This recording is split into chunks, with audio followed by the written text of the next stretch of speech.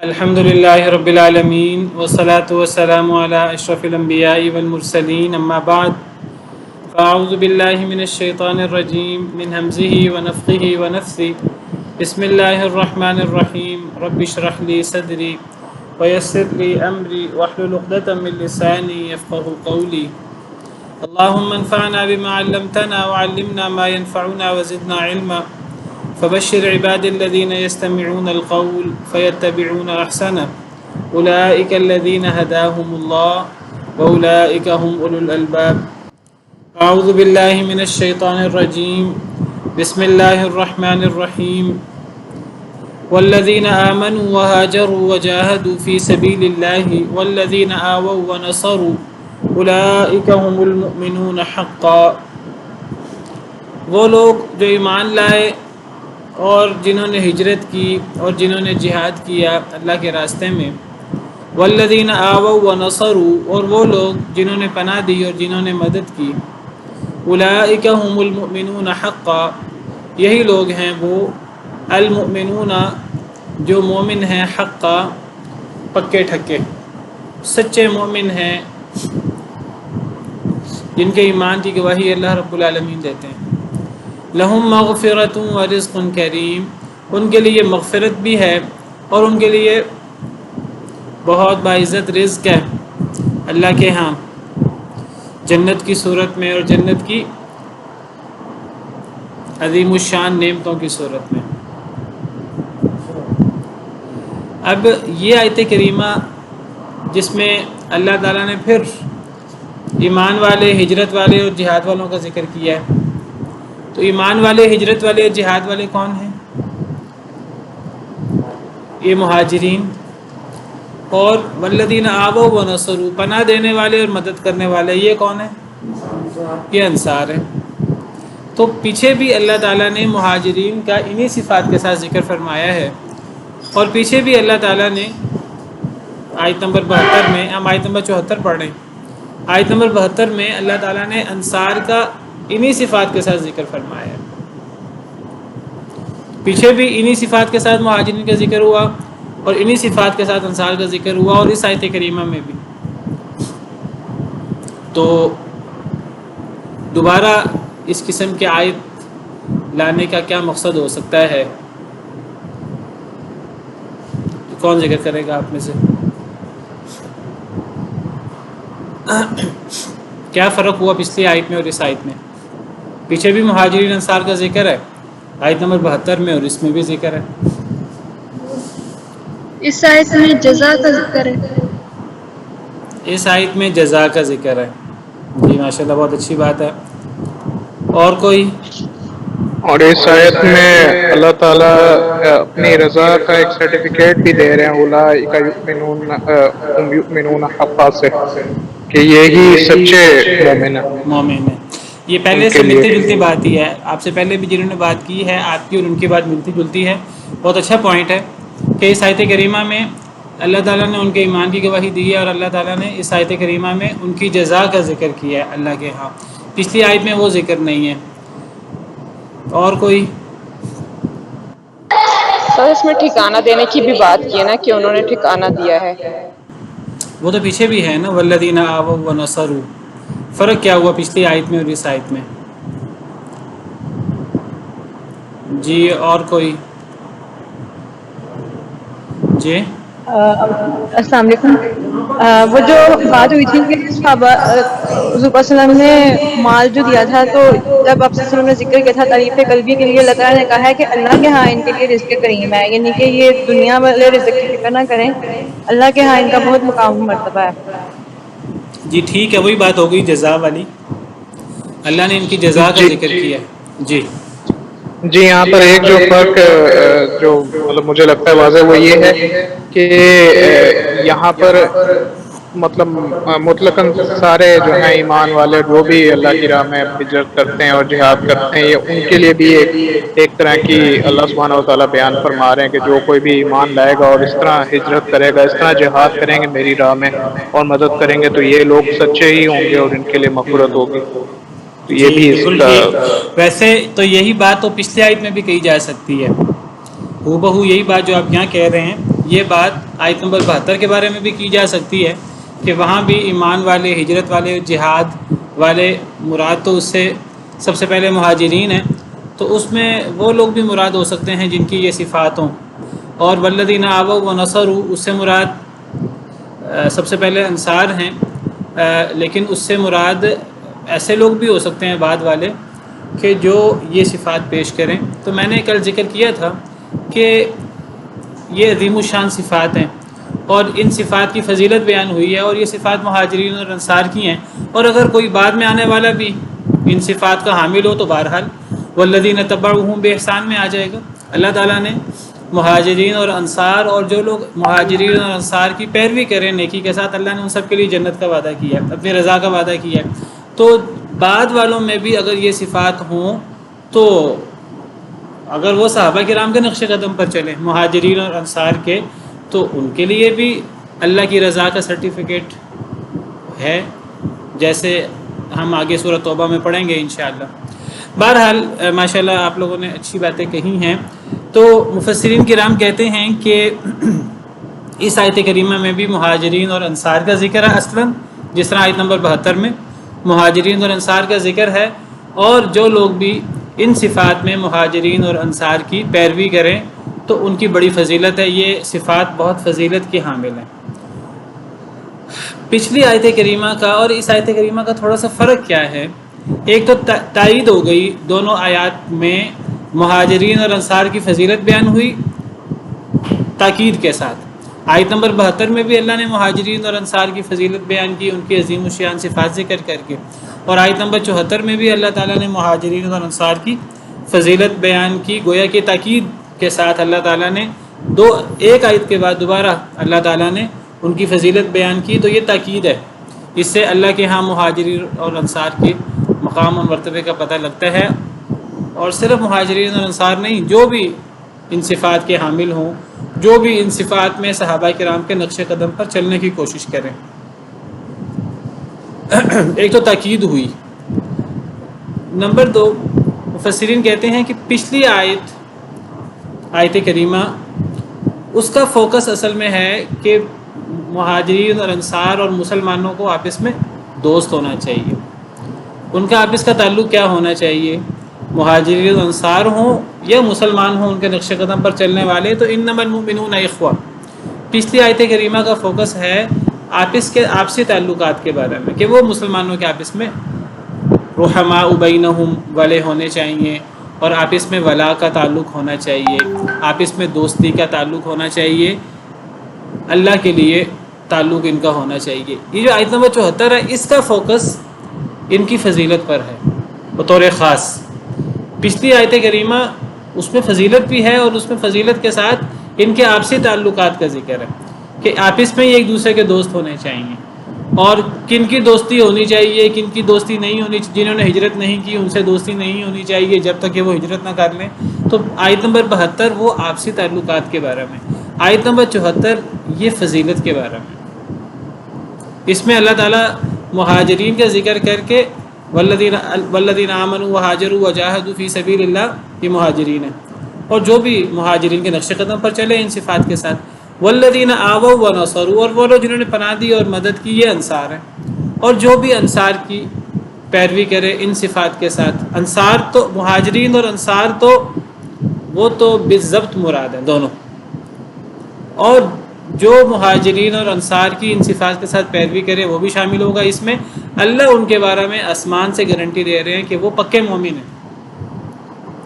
تو اس آیت کریمہ کا فوکس فضیلت پر ہے. پچھلی آیت کریمہ کا فوکس آپسی تعلقات کے بارے میں ہے، اگرچہ اس میں بھی ایک لحاظ سے فضیلت مراد لی جا سکتی ہے. اس کا اصل فوکس جو ہے وہ آپس کے تعلقات کے بارے میں ہے کہ مومنوں کے آپس کے تعلقات ہونے چاہیے، جس طرح کافروں کے اگلی آیت میں جس طرح کافروں کے آپس کے تعلقات ہوتے ہیں. اگر تم نے یہ ولا اور البراء کا تعلق اور یہ تم نے نہ رکھا مومنوں سے ولا کا اور کافروں سے برا کا، تو زمین میں فتنہ فساد ہو جائے گا. پچھلی 2 آیات اس موضوع پر ہیں. تو یہ آیت کریمہ آیت نمبر 74 اس میں پھر مہاجرین انصار کا ذکر ہے، لیکن اس میں ان کے ایمان کی گواہی ہے اللہ رب العالمین نے جو دی ہے. دنیا میں اللہ نے فرمایا کہ وہ پکے مومن ہیں، یہ آسمانوں سے اوپر کی گواہی ہے جو اللہ کی بات سچی ہوتی ہے، اور اس سے بڑی تعریف اور اس سے بڑا مقام کیا ہو سکتا ہے مہاجرین اور انصار کا، جو اللہ رب العالمین خود فضیلت بیان کریں مہاجرین اور انصار کی، اور جن کے ایمان کی گواہی اللہ دے۔ اور پھر اللہ نے صرف دنیا میں ان کے ایمان کی گواہی نہیں دی، صرف اللہ نے اس وقت جس وقت یہ آیات اتری اللہ نے اس وقت مہاجرین اور انصار کی ایمان کی گواہی نہیں دی، بلکہ اللہ نے فرمایا کہ ان کا جنت میں بھی یہی مقام ہوگا، یہ آخرت میں بھی اللہ کے ہاں یہ بلند مقام اور بلند مرتبہ کے حامل ہوں گے، ان کے لیے مغفرت بھی ہے اور رزق کریم بھی ہے، دنیا میں بھی اور آخرت میں بھی۔ مفسرین کرام کہتے ہیں کہ یہ آیت کریمہ مغفرت اور رزق کریم، اس سے آخرت کا جو ہے وہ رزق بھی مراد ہے، آخرت میں مغفرت بھی مراد ہے، جس طرح حضرت ابراہیم علیہ السلام نے دعا کی تھی اللہ تعالیٰ سے کہ والذی اطمع ان یغفر لی خطیئتی یوم الدین، اللہ رب العالمین سے میں امید رکھتا ہوں کہ اللہ قیامت کے دن میری خطائیں معاف کر دیں۔ تو یہاں مغفرت سے مراد دنیا کی مغفرت تو ہے ہی، آخرت میں بھی مغفرت ہے ان لوگوں کے لیے، اور اصل تو آخرت کی مغفرت مطلوب ہے۔ جس کو آخرت میں مغفرت مل گئی اس کے تو سارے گناہ معاف ہو گئے، ساری کمیاں کوتاہیاں معاف ہو گئی، اور رزق کریم جنت کی صورت میں اور جنت کی عظیم الشان نعمتوں کی صورت میں۔ تو اس آیت کریمہ میں مہاجرین اور انصار کی بالضبط فضیلت بیان ہوئی ہے، اور جو مہاجرین اور انصار کی پیروی کریں ان صفات کے ساتھ ان کی بھی یہی فضیلت ہے۔ مہاجرین اور انصار تو وہ تو بالضبط مراد ہے۔ اب اس کے بعد جو مہاجرین اور انصار پر الزام لگائے، مہاجرین جن کے سرخیل سیدنا ابوبکر، سیدنا عمر، سیدنا عثمان، سیدنا علی، عشرہ مبشرہ سارے مہاجرین میں سے ہیں، اور جو بدبخت کہ نہیں یہ مومن ہی نہیں تھے، جن کی ایمان کی گواہی اللہ آسمان سے دے، اولئک هم المؤمنون حقا، صرف اللہ نے مہاجرین کی ایمان کی گواہی نہیں دی، انصار کے ایمان کی گواہی بھی دی ہے۔ انصار کے بارے میں ہے کہ صحیح بخاری کی حدیث ہے شاید کہ انصار سے مومن ہی محبت کرے گا اور منافق ہی ان سے بغض رکھے گا۔ تو جو یہ کہیں کہ یہ سارے ہی مرتد ہو گئے تھے سوائے 3 لوگوں کے، مقداد اور ابو ذر اور سلمان فارسی اور چند لوگوں کے نام لیتے ہیں وہ، باقی سب کے سب منافق تھے والعیاذ باللہ، ظاہراً کلمہ پڑا ہوا تھا۔ اللہ فرما رہے ہیں یہ پکے مومن تھے، دنیا میں اللہ ان کے ایمان کی گواہی دے رہے ہیں، اور اللہ فرما رہے ہیں کہ ان کے لیے آخرت میں مغفرت بھی ہے اور رزق کریم بھی ہے۔ اب اللہ دنیا اور آخرت میں ان کے بلند مقام کا ذکر فرما رہے ہیں، اور اللہ سے بڑھ کر گواہی کس کی ہو سکتی ہے؟ اللہ سے بڑھ کر گواہی تو کسی کی نہیں ہو سکتی۔ قل ای شیء اکبر شہادہ قل اللہ شہید بینی و بینکم، کہہ دیجئے اللہ سے بڑی سب سے بڑی گواہی کس کی ہو سکتی ہے؟ اللہ کی گواہی سب سے بڑی ہو سکتی ہے۔ تو یہ تو اللہ کی گواہی ہے آسمانوں کے اوپر سے۔ اللہ فرماتے ہیں کہ یہ مہاجرین ہو یا انصار ہو یہ پکے مومن ہیں۔ اب جو کہ نہیں پکے مومن نہیں تھے تو اللہ کی بات سے ان کا ٹکراؤ ہو گیا۔ اب کون صحیح ہے یہ فیصلہ خود کر لیجئے۔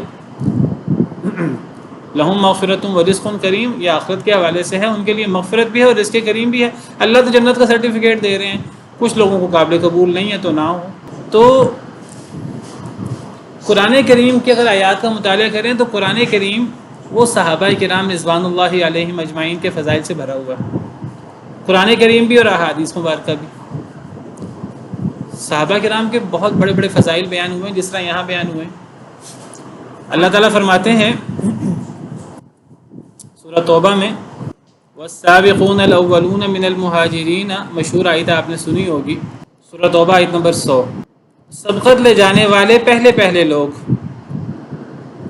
من المہاجرین خواہ و مہاجرین سے ہوں، والانصار خواہ و انصار سے ہوں، والذین اتبعوہم باحسان، اور وہ لوگ جنہوں نے پیروی کی ان کی نیکی کے ساتھ، رضی اللہ عنہم ورضوا عنہ، اللہ ان سے راضی اور وہ اللہ سے راضی۔ اب اس آیت کریمہ میں دیکھیں اللہ تعالیٰ نے مہاجرین اور انصار کا تو بالضبط ذکر کیا ہے۔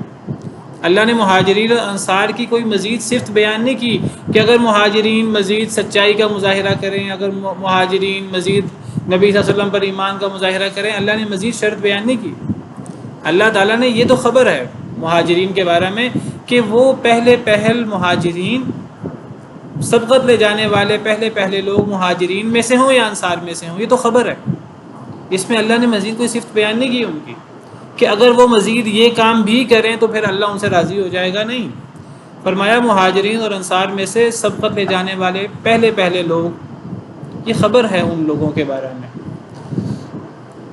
دو گروہ یہ ہو گئے مہاجرین اور انصار، خاص طور پہ ان میں سبقت لے جانے والے، والذین تبعوہم بإحسان، یہ ہیں بعد والے لوگ، یہ مشروط ہیں، جو ان کی پیروی کریں نیکی کے ساتھ، یہ بعد والے لوگ یہ مشروط ہیں کہ وہ صحابہ انہی مہاجرین اور انصار کے نقش قدم پر چلیں۔ تو تین گروہ کا اللہ ذکر کرتے ہیں، پہلے دو گروہ غیر مشروط، اور تیسرا گروہ کا ذکر بعد والوں کا ذکر اللہ نے، جس میں قیامت تک آنے والے لوگ شامل ہیں، ہم بھی اس میں شامل ہو سکتے ہیں اگر ہم کما حقوق مہاجرین اور انصار کی پیروی کریں، جس طرح وہ ایمان لائے اس طرح کا ایمان ہم لائیں۔ تو مہاجرین اور انصار میں جو سبقت لے جانے والے ہیں ان کے بارے میں خبر ہے، اور بعد والوں کے لیے مشروط، اللہ فرماتے ہیں اللہ ان سے راضی اور وہ اللہ سے راضی، اور اللہ نے ان کے لیے باغات تیار کیے ہیں جن کے نیچے سے نہریں بہتی ہیں، خالدین فیہا ابدا، وہ ہمیشہ ہمیشہ رہیں گے اس میں ہمیشہ ہمیشہ، ذالک الفوز العظیم، یہ بہت بڑی کامیابی ہے۔ تو اس میں جو خاص بات ہے وہ خاص بات یہ ہے کہ مہاجرین اور انصار کے بارے میں خبر ہے، مشروط نہیں ہے، اور جو بعد والے لوگ ہیں ان کے بارے میں شرط ہے کہ اگر وہ مہاجرین اور انصار کی پیروی کریں۔ اسی طرح یہ آیت کریمہ دیکھیں، لقد رضی اللہ عن المؤمنین، سورہ فتح آیت نمبر 18، اللہ فرماتے ہیں کہ البتہ تحقیق، البتہ یہ بھی زور دینے کے لیے ہے، اور قد یہ بھی زور دینے کے لیے، رضی اللہ راضی ہو گیا اللہ تعالیٰ عن المؤمنین ان مؤمنین سے، اذ یبایعونک جب وہ بیعت کر رہے تھے آپ کی، تحت الشجرۃ درخت کے نیچے۔ یہ کون سا درخت مراد ہے اور کس وقت کی بیعت مراد ہے؟ یہ بیعت رضوان مراد ہے۔ صلح حدیبیہ کے موقع پر حضرت عثمان کے بارے میں مشہور ہو گیا تھا کہ نبی صلی اللہ علیہ وسلم نے انہیں سفیر بنا کر بھیجا تھا، تو مشہور ہو گیا کہ ان کو قتل کر دیا گیا ہے، تو نبی صلی اللہ علیہ وسلم نے بیعت لی تھی درخت کے نیچے، کہ 1400 صحابہ کرام تھے، مہاجرین بھی اور انصار بھی، تو ان 1400 کے 1400 صحابہ کرام کے بارے میں اللہ تعالیٰ خبر دے رہے ہیں، کوئی مزید شرط اللہ نہیں لگا رہے کہ اگر وہ آئندہ زندگی بھی اس طرح گزاریں اور اگر ان کی وفات اگر ان کی ایمان پر ہو، کوئی شرط یہاں نہیں ہے، یہ خبر ہے، اور یاد رکھیے خبر میں اور شرط میں بڑا فرق ہوتا ہے۔ تو اللہ فرما رہے ہیں کہ وہ مؤمنین جو آپ کی بیعت کر رہے تھے درخت کے نیچے، اللہ ان سے راضی ہو گیا، اور یہ نہیں اللہ راضی ہو گیا بعد میں اللہ ناراض بھی ہو سکتا ہے، نہیں، فرمایا فعلم ما فی قلوبہم، اللہ نے جان لیا جو ان کے دلوں میں تھا، اللہ جو ان سے راضی ہو گئے، اللہ کس بنا پر راضی ہوئے؟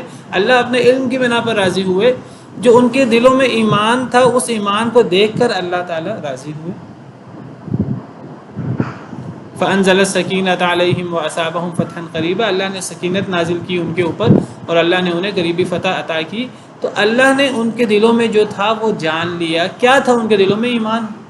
اللہ تو ان کے دلوں میں ایمان کی گواہی دے رہے ہیں، کچھ بدبخت کہتے ہیں کہ وہ مومن نہیں تھے، منافق تھے، اب کس کی بات مانی جائے؟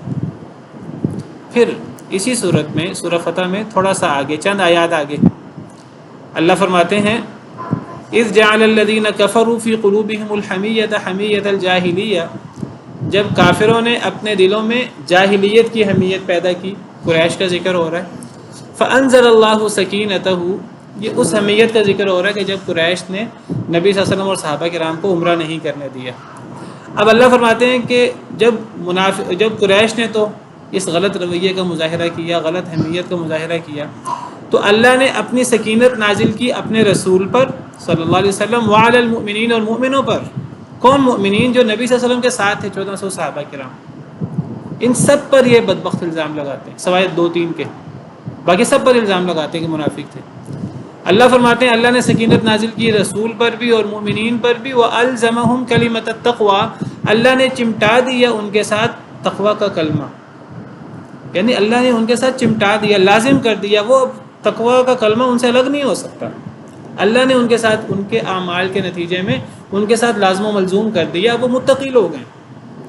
اللہ نے کلمہ تقوی لا الہ الا اللہ اللہ نے ان کے ساتھ چمٹا دیا ہے، وَكَانُوا أَحَقَّ بِهَا وَأَهْلَهَا، وہ اس کے زیادہ حقدار تھے اور وہ اس کے اہل تھے، اس کلمہ، اس تقوی کے کلمہ کے اور اس لا الہ الا اللہ کے اور اللہ کی سکینت کے۔ اللہ فرما رہے ہیں کہ وہ اس کے حقدار تھے اور اس کے اہل تھے، یہ بدبخت کہتے ہیں نہیں وہ منافق تھے۔ اب کس کی بات مانی جائے؟ کتنی واضح آیات ہیں۔ اور اسی صورت میں آخری آیت کریمہ محمد الرسول اللہ والذین معہ اشداء علی الکفار رحماء بینہم تراہم رکعا سجدا یبتغون فضلا من اللہ ورضوانا سیماہم فی وجوہہم من اثر السجود ذلک مثلہم فی التوراۃ ومثلہم فی الانجیل۔ اللہ ان کی صفات بیان کر رہے ہیں اور اللہ فرما رہے ہیں ان کی یہ صفات صرف قرآن میں نہیں ہے، تورات میں بھی ہیں اور انجیل میں بھی ہیں۔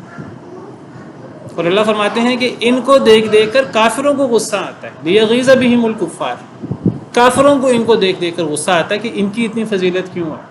ایک مسلمان تو ہمیشہ صحابہ کرام کے بارے میں پڑھ کر ان کے فضائل کو سن کر اس کا دل کے اندر ایک صحابہ کرام کے بارے میں محبت پیدا ہوگی، ان کے بارے میں اچھے جذبات پیدا ہوں گے۔ ایک مسلمان صحابہ کرام کے بارے میں دعائیں کرے گا، والذین جاءوا من بعدہم یقولون ربنا اغفر لنا ولاخواننا الذین سبقونا بالایمان۔ بعد والے لوگ وہ تو صحابہ کرام کے بارے میں دعائیں کرتے ہیں، ربنا اغفر لنا ولاخواننا الذین سبقونا بالایمان، اچھا تذکرہ کرتے ہیں ان کا۔ اور اللہ نے ایمان والوں کے لیے اور نیک عمل کرنے والوں کے لیے مغفرت اور اجر عظیم کا وعدہ کر رکھا ہے۔ یہ سورہ فتح میں تو کتنی آیات ہیں صحابہ کرام کی فضیلت کے بارے میں، اور اس سے اگلی سورہ حجرات، قرآن کریم میں اتنی آیات ہیں، میں کہہ سکتا ہوں کہ سینکڑوں آیات ہیں صحابہ کرام کی فضیلت کے بارے میں۔ جو لوگ صحابہ کرام کے بارے میں الٹی سیدھی بکواس کریں، گویا کہ انہوں نے یہ آیات پڑھی نہیں، اگر پڑھی ہیں تو ان کو ان پر ایمان نہیں ہے۔ دیکھیے اللہ تعالیٰ کیا فرماتے ہیں صحابہ کرام کے بارے میں، وَاعْلَمُوا أَنَّ فِيكُمْ رَسُولَ اللَّهِ، اے صحابہ جان لو کہ تم میں اللہ کے رسول ہیں، لو یطیعکم فی کثیر من الامر لعنتم، اگر وہ زیادہ معاملات میں تمہاری اطاعت کریں تو تم مشکل میں پڑ جاؤ گے۔ یعنی تم رسولوں، نبی کریم صلی اللہ علیہ وسلم کو دین کے معاملے میں زیادہ سوال نہ کیا کرو۔ اگر تمہارے پیچھے وہ چلنا شروع کر دیا انہوں نے، اور نبی کی بات تو دین کی بات ہوگی، تو تمہارے لیے خود مشکل پیدا ہو جائے گی۔ فرمایا وَلَكِنَّ اللَّهَ حَبَّبَ إِلَيْكُمُ الْإِيمَانَ، لیکن اللہ نے محبوب کر دیا تمہاری طرف ایمان کو، وَزَيَّنَهُ فِي قُلُوبِكُمْ، اور ایمان کو مزین کر دیا تمہارے دلوں میں، وَكَرَّهَ إِلَيْكُمُ الْكُفْرَ وَالْفُسُوقَ وَالْعِصْيَانَ، اور اللہ نے ناپسند کیا تمہاری طرف کفر اور فسق و فجور اور عصیان، نافرمانی کو، أُولَٰئِكَ هُمُ الرَّاشِدُونَ، اللہ فرماتے ہیں یہ لوگ نیک ہیں۔ یہ صحابہ کرام کی فضیلت اللہ رب العالمین بیان کر رہے ہیں۔ اللہ فرماتے ہیں اللہ نے صحابہ کرام کے دلوں میں ایمان محبوب کر دیا، اللہ نے ایمان کو صحابہ کرام کے دلوں میں مزین کر دیا، اور اللہ نے صحابہ کرام سے کفر، فسق و فجور اور نافرمانی کو اللہ نے صحابہ کرام کے دلوں میں ناپسندیدہ بنا دیا۔ اور اللہ فرماتے ہیں اولئک هم الراشدون، یہ لوگ نیک ہیں۔ اب ان کے بارے میں بدبخت کہیں کہ وہ نیک نہیں تھے اور وہ منافق تھے۔ یہ آیت دیکھیے سورہ توبہ کی، لقد تاب اللہ علی النبی والمہاجرین والانصار الذین اتبعوه فی ساعة العسرة من بعد ما کاد یزیغ قلوب فریق منهم ثم تاب علیہم۔ البتہ تحقیق اللہ نے رجوع فرمایا نبی پر، نبی صلی اللہ علیہ وسلم پر، والمہاجرین والانصار، اور مہاجرین اور انصار پر۔ کون مہاجرین اور انصار؟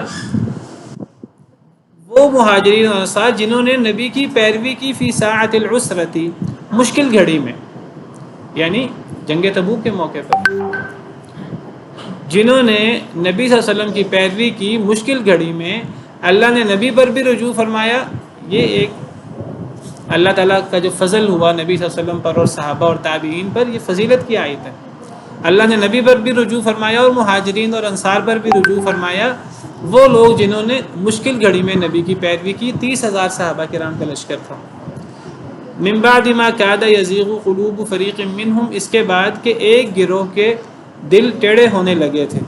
ثم تاب علیہم، پھر اللہ نے رجوع فرمایا ان کے اوپر۔ انہ بہم رؤوف الرحیم، بے شک اللہ تعالیٰ ان کے ساتھ بہت شفقت کرنے والے، بہت رحم کرنے والے ہیں۔ یہ آیت کریمہ بھی صحابہ کرام کی فضیلت کے بارے میں۔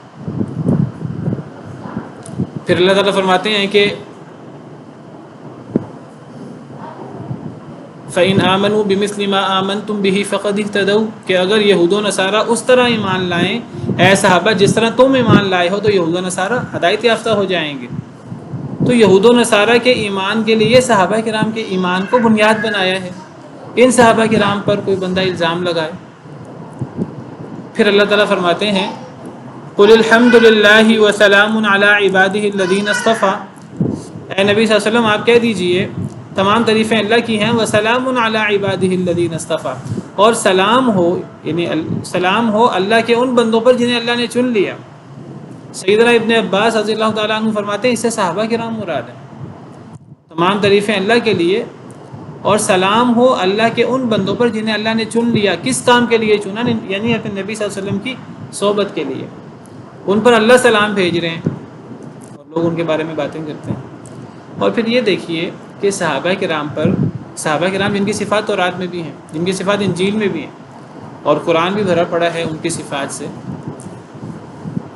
صحابہ کرام پر الزام لگانا در حقیقت نبی صلی اللہ علیہ وسلم پر الزام بنتا ہے, کیونکہ قرآن کریم میں اللہ تعالیٰ فرماتے ہیں کہ نبی کریم صلی اللہ علیہ وسلم کے فرائض منصبی میں سے یہ تھا کہ وہ صحابہ کرام کی تربیت کریں, ایمان والوں کی تربیت کریں.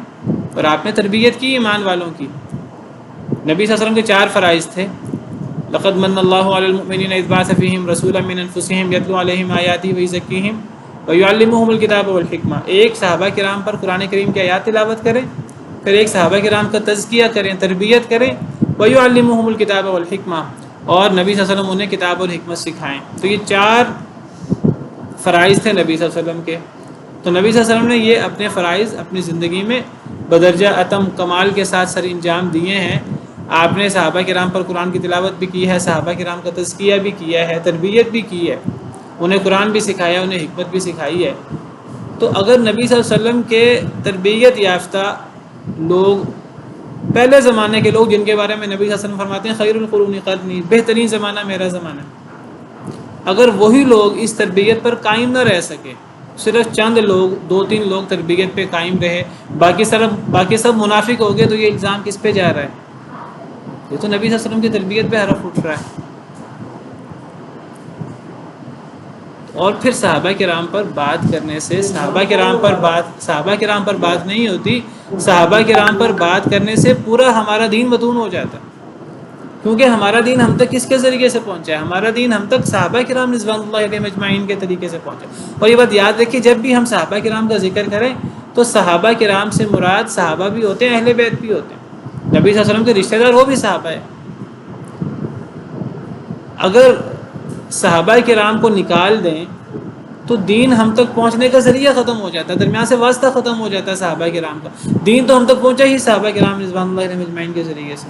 اگر صحابہ کرام کے بارے میں یہ کہہ دیا جائے کہ وہ منافق ہو گئے تھے, اور وہ یہ ہو گئے تھے, اور وہ ہو گئے تھے, تو دین ہم تک پھر کیسے پہنچا؟ پھر سارا کا سارا دین مشکوک ہو جاتا ہے. تو بہرحال قرآن کریم بھرا پڑا ہے صحابہ کرام رضوان اللہ علیہم اجمعین کہ ایمان کی گواہی کے بارے میں. بلکہ اللہ تو فرماتے ہیں اللہ نے تو ٹھونک بجا کر امتحان لے لیا. اولئک الذین امتحن اللہ قلوبہم للتقوی, یہ وہ لوگ ہیں اللہ نے ان کے دلوں کا امتحان لے لیا تقوی کے ساتھ. جو لوگ نبی صلی اللہ علیہ وسلم کی موجودگی میں اپنی آوازیں پست رکھتے ہیں, اور صحابہ کرام نبی صلی اللہ علیہ وسلم کی موجودگی میں اپنی آوازیں پست رکھتے تھے, تو اللہ فرماتے ہیں اللہ نے ان لوگوں کا دل کا ٹھونک بجا کر امتحان لے لیا. ان کے بارے میں کچھ لوگ بکواس کریں کہ جی ان کا ایمان صحیح نہیں تھا, یعنی ان کو اللہ سے زیادہ پتہ ہے, والعیاذ باللہ. دیکھیے امام ابن تیمیہ رحمہ اللہ کا مشہور مقولہ ہے, وہ کہتے ہیں کہ یہود اور نصارہ ایک ایسی چیز ہے جس میں وہ جو لوگ اپنے آپ کو شیعہ کہتے ہیں ان سے زیادہ افضل ہیں یہود و نصارہ. کس چیز میں؟ اگر یہود و نصارہ سے پوچھا جائے کہ آپ کے سب سے افضل لوگ کون ہیں, یہود نصارہ کہیں گے ہمارے نبی کے صحابہ. امام ابن تیمیہ رحمہ اللہ کہتے ہیں کہ یہود و نصارہ یہ اس بارے میں فضیلت لے گئے ہیں شیعہ حضرات سے کہ اگر یہود سے پوچھا جائے کہ تمہارے افضل ترین لوگ کون تھے, تو یہود کہیں گے حضرت موسیٰ کے ساتھی, یہ ہم میں سے سب سے افضل تھے. اگر عیسائیوں سے پوچھا جائے کہ تمہارے سب سے افضل لوگ کون ہیں, تو عیسائی کہیں گے حضرت عیسیٰ کے حواری, وہ ہمارے سب سے افضل لوگ ہیں. اور امام ابن تیمیہ کہتے ہیں اگر شیعہ سے پوچھا جائے تمہارے سب سے بدتر لوگ کون ہیں, تو وہ کہیں گے ہمارے نبی کے صحابہ, والعیاذ باللہ. یہ واحد طبقہ ہے کہ جو اپنے نبی کے حواریوں کو سب سے بدتر قرار دیتا ہے.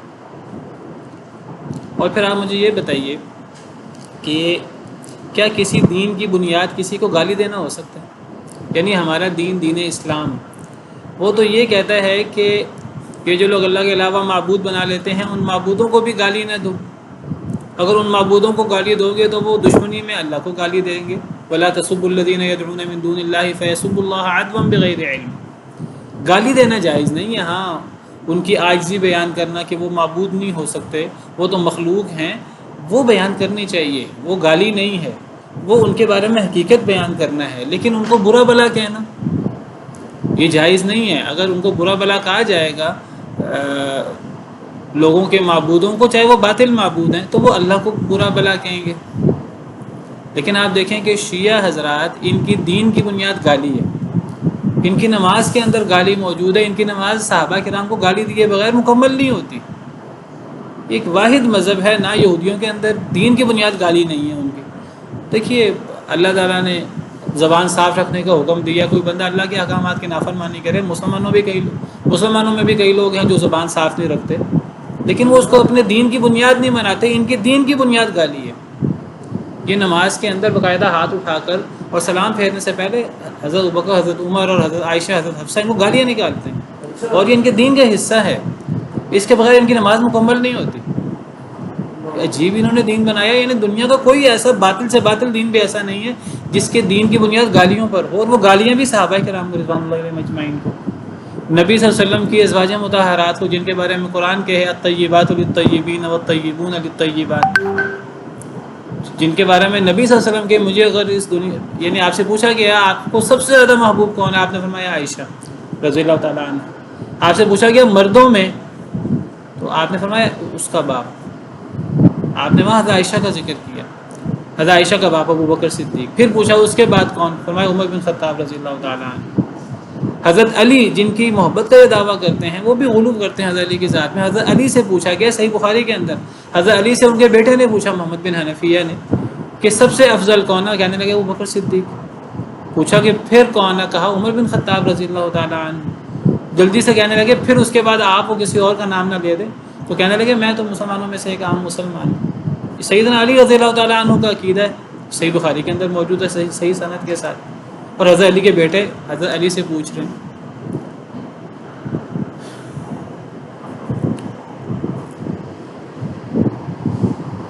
تو صحابہ کرام رضوان اللہ علیہم اجمعین سے ہمارا تعلق ایک یعنی ان سے محبت کا اور ان کے بارے میں اچھے کلمات کہنے کا اور ان کے لیے دعائیں کرنے کا ہونا چاہیے. اور یہ اللہ رب العالمین نے قرآن کریم میں ہمیں حکم دیا ہے والذین جاءوا من بعدهم یقولون ربنا اغفر لنا ولاخواننا الذین سبقونا بالایمان. اور صحابہ کرام کے مقام اور مرتبے کو دیکھ کر صحابہ کرام سے اگر کوئی بغض رکھ سکتا ہے تو وہ کافر ہی رکھ سکتا ہے. یہ بھی قرآن کریم کا نص ہے لیغیظ بہم الکفار. میں نے ابھی آپ کے سامنے سورہ فتح کی آخری آیت رکھی تھی. امام مالک نے اس آیت کریمہ سے استدلال کیا ہے کہ جو بندہ صحابہ کرام سے بغض رکھے تو وہ بندہ کافر ہو جاتا ہے، وہ بندہ مسلمان نہیں رہ سکتا والعیاذ باللہ. تو بہرحال صحابہ کرام کی ایمان کی گواہی اللہ نے دی ہے. اللہ فرماتے ہیں کہ مہاجرین ہوں یا انصار، وہ لوگ جو ایمان لائے اور جنہوں نے ہجرت کی اور جنہوں نے اللہ کے راستے میں جہاد کیا، اور وہ لوگ جنہوں نے پناہ دی اور جنہوں نے مدد کی، مہاجرین اور انصار مراد ہیں. اللہ فرماتے ہیں اولئک هم المؤمنون حقا، یہ لوگ پکے مومن ہیں. اور یہاں اللہ نے ان کو غیر مشروط طور پہ مومن قرار دیا، کہ مزید ان سے شرط کا مطالبہ نہیں کیا اگر یہ کام کریں تو مومن ہوں گے.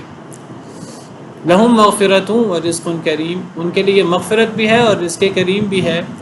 تو یہ آخرت میں بھی ان کے لیے رزق کریم ہے اور مغفرت ہے.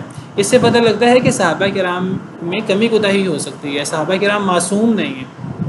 لہم مغفرۃ و رزق، ان کے مغفرت ہے. کمی کوتاہی اگر دنیا میں کوئی ہوئی ہے اور وہ ہو سکتی ہے، اس کا انکار بھی نہیں کرنا چاہیے، لیکن وہ کمی کوتاہی صحابہ کرام کی توہین کرنے کے لیے بیان نہیں کرنی چاہیے. کوئی کمی ہو سکتی ہے، کوئی غلطی ہو سکتی ہے، لیکن اللہ تعالیٰ نے تمام صحابہ کرام رضوان اللہ علیہم اجمعین کے لیے جنت کا وعدہ کیا. اور اس بارے میں کچھ لوگ السابقون الاولون آیات کو مد نظر رکھ کے صرف پہلے صحابہ کرام کی بات کریں. نہیں جی، پہلے صحابہ جنتی تھے، نہیں. قرآن کریم کے نص کے مطابق صحابہ پہلے ہوں یا بعد والے ہوں سارے جنتی ہیں، اور یہ بھی قرآن کریم کا نص موجود ہے. اللہ تعالیٰ فرماتے ہیں سورہ حدید، قرآن میں 2 جگہ اللہ تعالیٰ نے یہ بات فرمائی ہے، ایک سورہ حدید ایک سورہ نساء۔ سورہ حدید آیت نمبر 10 میں اللہ تعالیٰ فرماتے ہیں کہ لا یستوی منکم من انفق من قبل الفتح وقاتل، جنہوں نے فتح سے پہلے خرچ کیا اور لڑائی کی وہ لوگ اور جنہوں نے فتح کے بعد خرچ کیا اور لڑائی کی، یہ برابر نہیں ہو سکتے۔ فتح سے مراد کیا ہے؟ فتح مکہ مراد ہے، یہ صلح حدیبیہ مراد ہے، واللہ عالم۔ تو فتح سے پہلے جنہوں نے خرچ کیا اور لڑائی کی وہ اور جنہوں نے فتح کے بعد خرچ کیا اور لڑائی کی، یہ برابر نہیں ہو سکتے۔ اولئک اعظم درجۃ من الذین انفقوا من بعد وقاتلوا، وہ لوگ زیادہ درجے والے ہیں جنہوں نے فتح سے پہلے خرچ کیا اور فتح سے پہلے لڑائی کی، وہ بعد والوں سے زیادہ درجے والے ہیں، پہلے لوگ۔ لیکن اللہ فرماتے ہیں وَكُلًّا وَعَدَ اللَّهُ الْحُسْنَى، اور ہر ایک سے اللہ نے حسنہ کا وعدہ کر رکھا ہے۔ حسنہ کا لفظی مطلب اچھائی، نیکی۔ سیدنا ابن عباس رضی اللہ تعالیٰ عنہ دیگر مفسرین فرماتے ہیں یہاں حسنہ سے مراد جنت ہے، یعنی فتح سے پہلے خرچ کرنے والے ہوں، فتح سے پہلے لڑائی کرنے والے ہوں، ان کا مقام زیادہ ہے، وہ زیادہ فضیلت والے صحابہ ہیں، اور فتح کے بعد خرچ کرنے والے، لڑائی کرنے والے، وہ مقام میں پہلے صحابہ سے کم تر ہیں۔ لیکن اللہ نے تمام پہلے بعد والے صحابہ کرام سے اللہ تعالیٰ نے حسنہ کا وعدہ کر رکھا ہے، اور اس سے مراد جنت ہے، سیدنا ابن عباس وغیرہ کی تفسیر کے مطابق۔ اسی طرح سورہ نساء کی آیت نمبر 95، یہاں اللہ تعالیٰ جہاد کرنے والوں کا ذکر کر رہے ہیں، ایسا جہاد جس میں سب کا نکلنا ضروری نہ ہو، ایسا جہاد جس میں سب کا نکلنا ضروری نہ ہو۔ تو اللہ فرما رہے ہیں کہ جو لوگ عذر والے نہیں ہیں، عذر نہیں ہے ان کا، اس کے باوجود وہ لڑائی میں شریک نہیں ہوئے، تو یہ لڑائی سے بیٹھنے والے مسلمان یہ اور اللہ کے راستے میں جہاد کرنے والے، تو اللہ فرماتے ہیں کہ یہ دونوں برابر نہیں ہیں۔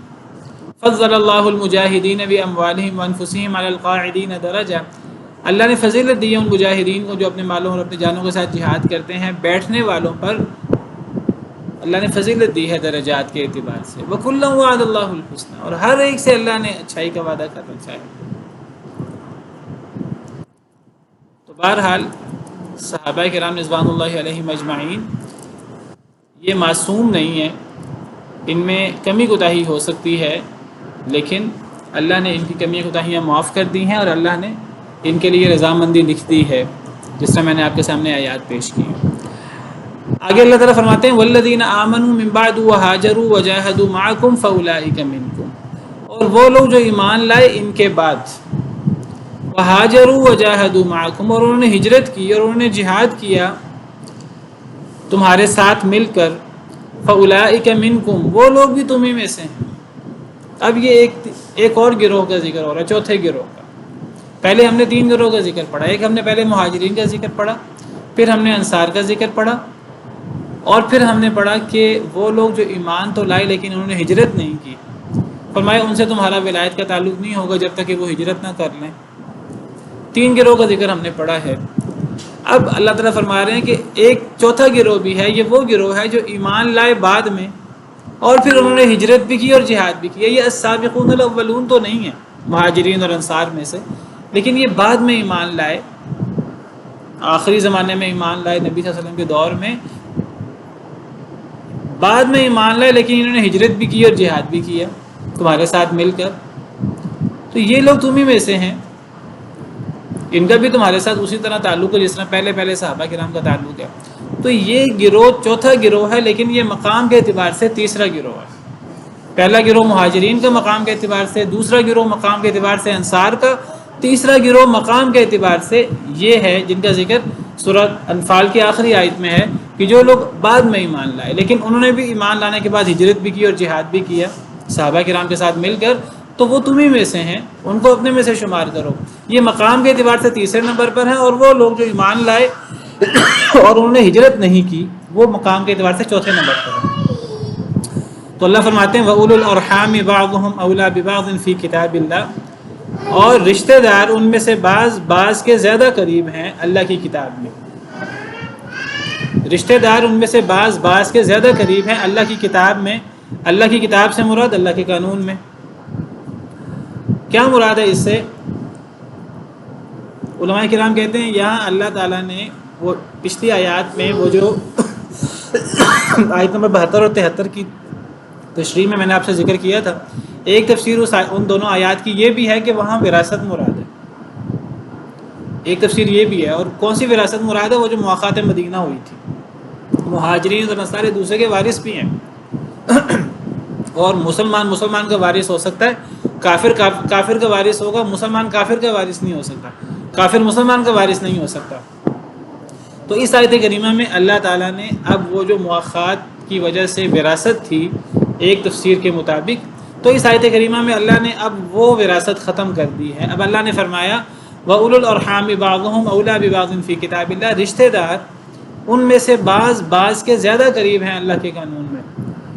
کس اعتبار سے زیادہ قریب ہے؟ رشتہ دار دوسرے رشتہ داروں کے زیادہ قریب ہیں، کس اعتبار سے؟ وراثت کے اعتبار سے، ان کے وارث بننے کے اعتبار سے زیادہ قریب ہیں۔ کیا مطلب یہ ہوا کہ اب اگر ایک آدمی فوت ہوتا ہے، اس کے ورثاء میں اس کے رشتہ دار ہیں جو مسلمان ہیں، وہ خود بھی مسلمان ہیں، اور اس کے رشتہ دار ہیں جو مسلمان ہیں، اور کچھ ایسے مسلمان بھی ہیں جو اس کے رشتہ دار نہیں ہیں۔ تو اب اس آیت کریمہ کے مطابق جو رشتہ دار مسلمان ہیں وہ وارث ہوں گے، وہ وراثت میں زیادہ قریب ہوں گے۔ وہ ہے کہ اس آیت کریمہ سے وہ ایسے مسلمان جو رشتہ دار نہیں تھے، جو مواقعات کی وجہ سے نبی صلی اللہ علیہ وسلم نے بھائی بنا دیا تھا، اور شروع میں وراثت بھی قائم ہوئی تھی، اس آیت کریمہ سے وہ وراثت کے احکامات ختم ہو گئے۔ تو جو مسلمان ہوگا اور رشتہ دار ہوگا، ہاں اگر وہ رشتہ دار ہو لیکن مسلمان نہ ہو، وراثت اس کی بھی نہیں ہے۔ صحیح بخاری کی حدیث ہے مسلمان کافر کا وارث نہیں ہو سکتا، کافر مسلمان کا وارث نہیں ہو سکتا۔ اب وراثت کا قانون یہ ہے کہ ایک مسلمان فوت ہوا، اب بہت سے مسلمان ہیں جو اس کے رشتہ دار نہیں ہیں، اور اس کے ایسے مسلمان بھی ہیں جو اس کے رشتہ دار ہیں، بیٹے، باپ، ماں، بیوی وغیرہ، بہن بھائی وغیرہ۔ تو اب رشتہ دار مسلمان وارث ہوں گے، وہ وراثت کے اعتبار سے زیادہ قریب ہیں اللہ کے قانون میں۔ ان اللہ بکل شیء علیم، بے شک اللہ تعالیٰ ہر شے کو بہت جاننے والے ہیں۔ سبحان ربک رب العزۃ عما یصفون وسلام علی المرسلین والحمد للہ رب العالمین۔